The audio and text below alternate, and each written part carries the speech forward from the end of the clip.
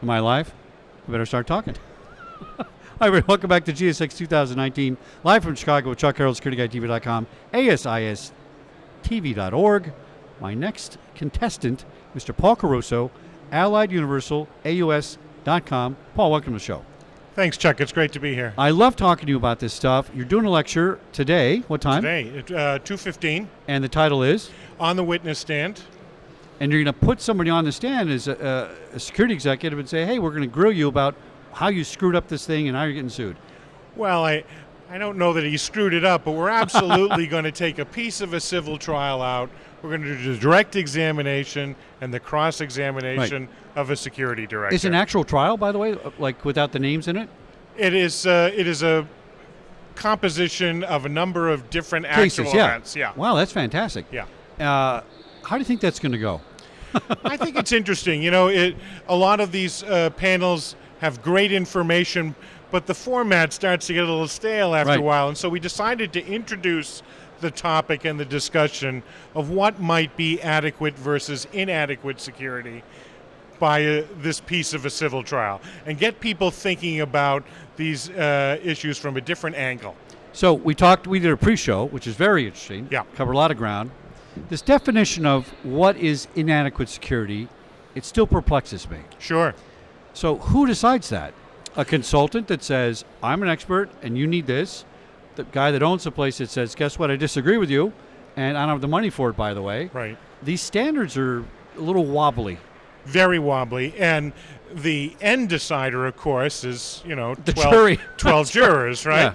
Yeah. But individuals have to be aware of a couple of things. First, the bottom line is the regulatory environment.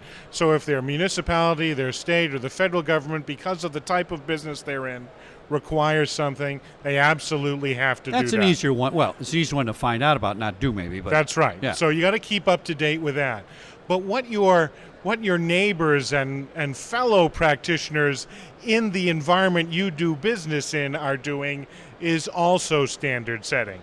So if you run a restaurant and all of the other restaurants in your area have an AED in the restaurant, and you best have one too. Yeah. And that becomes a standard because it's the practice of the industry.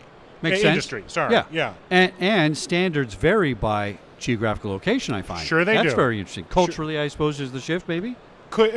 Culture may be less so today because, everything's in motion and homogenized, but geography, absolutely. Geography has a big part of it. What might be standard in Iowa may not be standard in New York City. Well, by culture, I meant the little town in Nevada that has never had anything stolen.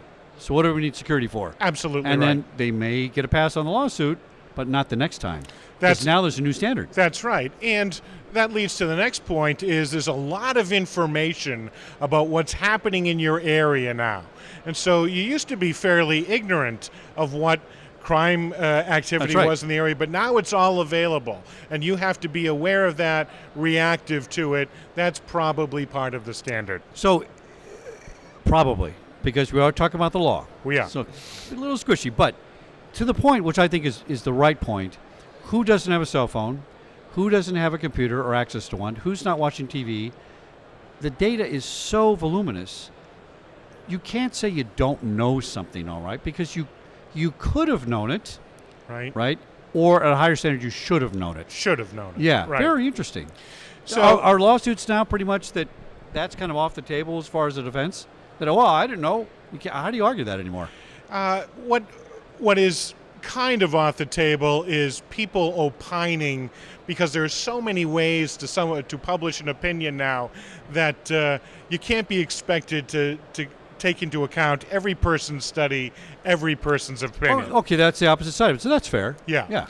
But what's happening in your neighborhood, you probably have an obligation to know. Now, in the security world, if we're going to put a security director on the stand, we're talking about a corporate environment probably. Yeah. And right there we have probably some ISO standards, maybe ASIS standards. That guy is already halfway there. Sure. Having a pretty good program. Yes. Right? So when you're in an environment like that, what can go wrong in those sort of environments where it may not be adequate security? Because you already probably have, like at the studio, we were Fort Knox. We could still get sued. right? Well, anyone can get sued. Right. You know, you don't have to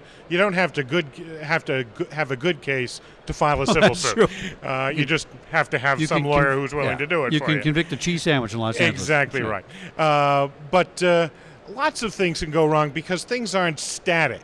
And so you establish a program according to the standards that you are aware of at the time, and then a year goes by or 2 years goes by. And so the real thing that is likely to go wrong is a program stays static when the risk environment shifts. I didn't think about that. Good point. Yeah. Good point.